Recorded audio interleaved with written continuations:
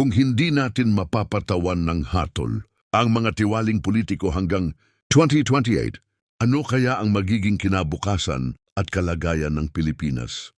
Magandang umaga, ngunit pagdating ng 2028, ang araw sa umaga sa Metro Manila ay maaring maging hindi gaanong mainit, hindi gaanong umaasa.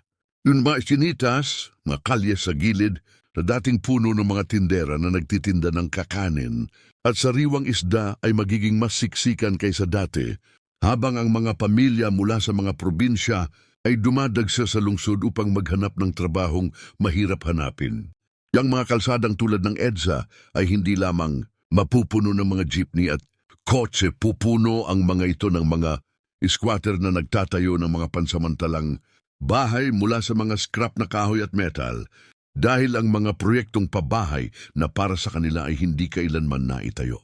Ang pera ay nawala, nilamon ng katiwalian. Sa probinsya, ang mga magsasaka ay patuloy pa ring nag-aaway para sa lupa. Dapat sana ay pagmamay-ari nila, habang ang mga politiko na kumukuha ng kanilang mga titulo ng lupa ay nakatira sa mga mansyon na may mga swimming pool. Ang mga bata ay maglalakad ng kilometro papunta sa paaralan.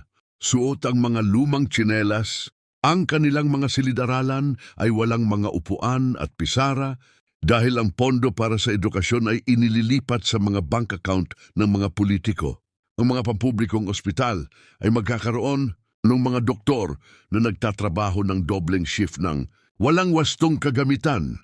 Ang mga pasyente ay hihiga sa mga higaan sa mga pasilyo, naghihintay ng gamot na hindi dumarating. Sasabihin ng mga dayuhang kumpanya na hindi pwede dito sa Pinas.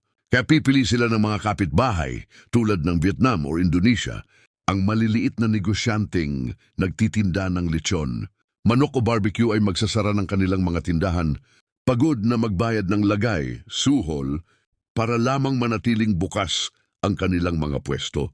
Maging ang ating kalikasan, ang mga puting buhangin na dalampasigan ng Boracay, ang mga kagubatan ng Palawan ay masisira ng ilegal na pagtotroso at pagmimina, protektado ng mga kurap na opisyal. Ang diwa ng bayanihan na kilala sa mga Pilipino ay masusubok habang lumalaki ang pagkabigo at naglalaho ang tiwala sa gobyerno. Like, share, follow, comment, subscribe.